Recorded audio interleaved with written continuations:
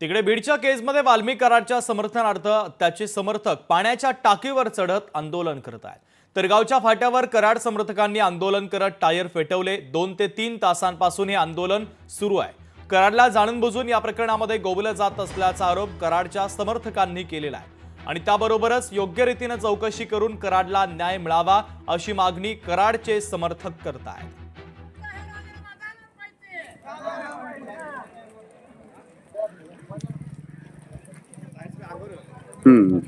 काजळी येते अंगावर।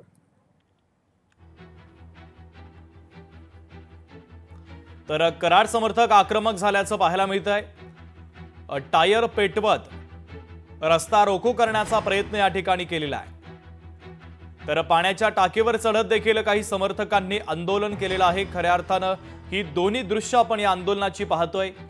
वाल्मिक कराडचे समर्थक आता आक्रमक झालेले आहेत। तर कराडला न्याय मिळावा या मागणीसाठी हे आंदोलन केलं जात आहे।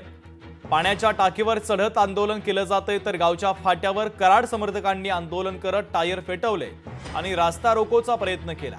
2 ते 3 तासांपासून हे आंदोलन सुरू असल्याची माहिती आहे। तर कराडला जाणून बुजून या प्रकरणामध्ये गोवलं जात असल्याचा आरोप देखील कराड समर्थक करतात। तर एका बाजूला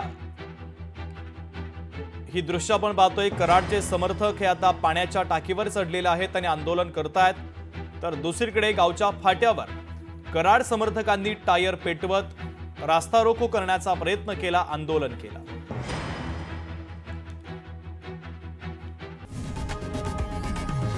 लोकशाही मराठी ऐका, पहा, जागरूक रहा।